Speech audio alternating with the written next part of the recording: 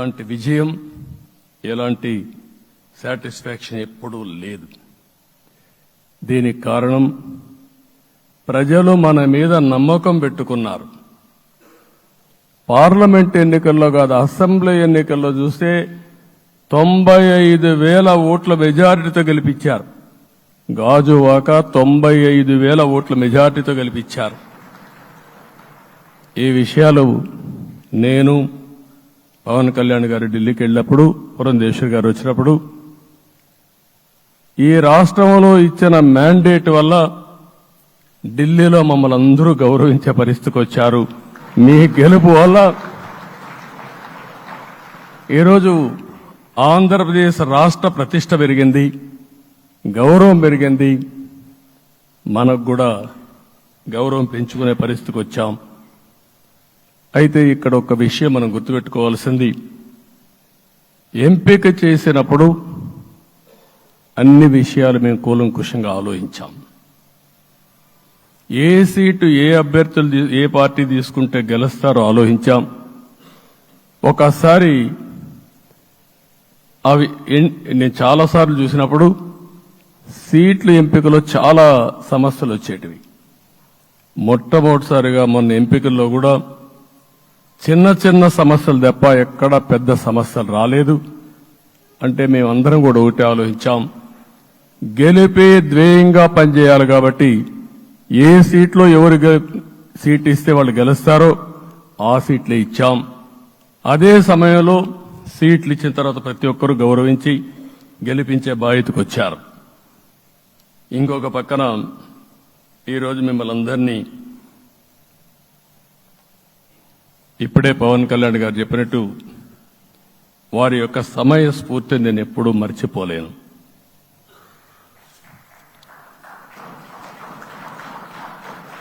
మొట్టమొదటిసారిగా నేను జైల్లో ఉన్నప్పుడు వచ్చాడు. వచ్చినప్పుడు నన్ను పరామర్శించాడు. బయట వచ్చి ఈ రాష్ట్రం అంత మునుపు చెప్పినా, అంత మునుపు అనేక సందర్భాల్లో ప్రభుత్వ వ్యతిరేక ఓటు చీలకూడదని చెప్పారు. కానీ నన్ను చూసి బయటికి వెళ్ళిన తర్వాత ఈరోజు తెలుగుదేశం జనసేన పొత్తు పెట్టుకుంటున్నామని చెప్పిన మొదటి వ్యక్తి పవన్ కళ్యాణ్ గారు.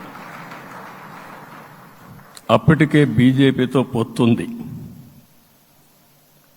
అయితే ఒక మాట చెప్పాడు, బీజేపీతో పొత్తుంది, బీజేపీ తెలుగుదేశం జనసేన 3 పార్టీలు కలిసి పోటీ చేస్తామని కూడా చెప్పి మళ్లీ ఆ ప్రయత్నం చేసి కడాన రాష్ట్ర ప్రయోజనాల దృష్ట్యా బీజేపీ తెలుగుదేశం జనసేన పొత్తు పెట్టుకున్నాం.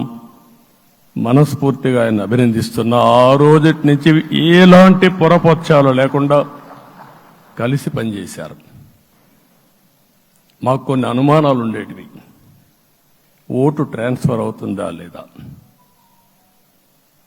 ఓటు ట్రాన్స్ఫర్ కాకపోతే ఎక్కడన్నా సీట్లు నష్టపోతామని. అందుకే మీరు ఒకసారి చూస్తే ఎన్నికలు మొత్తం సెట్ అయింది, నామినేషన్స్ వేసాం, ముందుకెళ్ళాం. అదే సమయంలో మొట్టమొదటిసారిగా కొవ్వూరులో 3 పార్టీల నాయకులు కలిసి, నేను, పవన్ కళ్యాణ్ గారు, పురంధేశ్వరి గారు ముగ్గురం కలిసి ఫస్ట్ మీటింగ్ అడ్రస్ చేశాం. అక్కడి నుంచి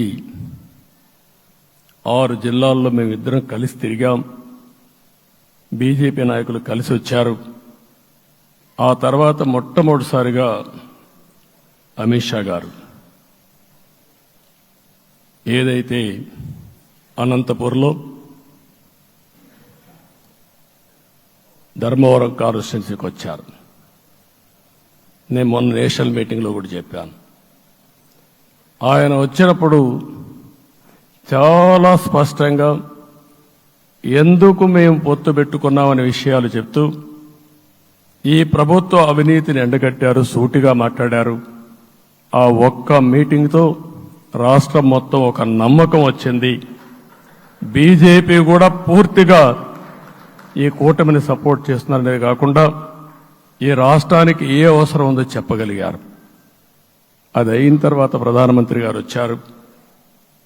మొట్టమొదటి మీటింగ్ మీరు చూస్తే ఇక్కడనే రాజమండ్రిలో పెట్టారు. రాజమండ్రిలో స్పష్టత ఇచ్చారు. దేని అనకాపల్లిలో స్పష్టత ఇచ్చారు.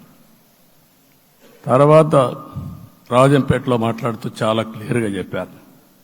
ఇదే విజయవాడకు వచ్చినప్పుడు రోడ్ షో పెడితే నా జీవితంలో ఎప్పుడూ చూడలేదు, ప్రధానమంత్రి గారు కూడా అదే చెప్పారు, బ్రహ్మాండమైన రోడ్ షో విజయవాడలో జరిగిందని ప్రధానమంత్రి గారు కూడా అభినందించే పరిస్థితికి వచ్చారు. ఇవన్నీ కలయికే మన విజయం.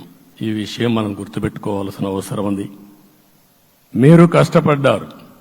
నేను చాలా ఎన్నికల్లో చూశాను. అందరూ అభ్యర్థులు కూడా ఈ ఎన్నికల్లో కష్టపడిన విధానం కానీ ఇంత కష్టం నేను ఎప్పుడూ చూడలేదు. ఒక్క మాటలో చెప్పాలంటే ప్రతి ఒక్కరూ మనసు పెట్టి పనిచేశారు. అందుకే ఈ గెలుపు వచ్చిందని చెప్పి కూడా నేను మీకు తెలియజేస్తున్నా. మీ అందరి సహకారంతో రేపు ప్రమాణ స్వీకారం చేస్తున్నాను. దానికి మీ అందరికీ ధన్యవాదాలు. రేపు ప్రమాణ స్వీకారానికి నరేంద్ర మోడీ గారు ప్రధానమంత్రిగా వారు వస్తున్నారు. అదే మరిగా ఎన్డీఏ నాయకులు వస్తున్నారు. ఇది ఒక అరుదైన అనుభవం. అంటే నేను 4వసారి ముఖ్యమంత్రిగా ప్రమాణ స్వీకారం చేస్తున్నాను కానీ ఈసారి దీనికి ఉండే ప్రాధాన్యత, ప్రజలు మన మీద పెట్టుకున్న నమ్మకం, నష్టపోయారు, ఇబ్బందులు పడ్డారు, మన మీద హోప్ పెట్టుకున్నారు. తిరిగి నేను ఒక్కడినే చేసే కార్యక్రమం కాదు. అందరం సమిష్టిగా మళ్లీ ప్రజలకు రుణం తీర్చుకునే సమయం ఆసన్నమైంది. దానికి ఈ రాష్ట్రానికి పూర్తిగా కేంద్ర సహకారం అవసరం. నిన్న పోయినప్పుడు కూడా నేను చాలా స్పష్టంగా కేంద్ర నాయకత్వాన్ని కోరాను. అటు అమిత్ షా గారిని, అదే మరి ప్రధానమంత్రి గారిని అందరినీ కోరాం. పూర్తిగా సహకరిస్తామని వారు హామీ ఇచ్చారు. దానికి మనందరి తరపున కేంద్రంలో ఉండే ప్రధానమంత్రి నరేంద్ర మోడీ గారిని, అదే మరి అమిత్ షా గారిని, కేంద్ర నాయకత్వాన్ని, అదే మరిగా బీజేపీ దేశ అధ్యక్షుడైనటువంటి నేషనల్ ప్రెసిడెంట్ గారి నడ్డా గారిని మనస్ఫూర్తిగా అభినందిస్తున్నానని చెప్పి కూడా నేను మీకు తెలియజేస్తున్నాను. ఈరోజు 40 సంవత్సరాలుగా రాజకీయాల్లో ఉన్నాను. నేను ఎప్పుడు కూడా రాగద్వేషాలకు అతీతంగా రాజ్యాంగంలో ఏదైతే మనం ప్రమాణం చేస్తామో రాజ్యాంగాన్ని అనుసరించి అదే విధంగా పనిచేశాను. మళ్లీ ఈరోజు మీ అందరికీ హామీ ఇస్తున్నాం.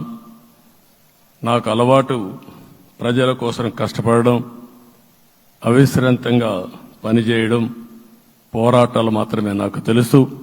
ప్రజాహితం మాత్రం తెలుసు. తప్పకుండా దాన్ని నిలబెట్టుకుంటా. ఇన్ని దశాబ్దాలుగా కూడా ప్రతి అడుగు కూడా మీరు ఒకసారి చూస్తే ప్రతి ఆలోచన, తపన అన్ని కూడా ప్రజల కోసమే చేశాం.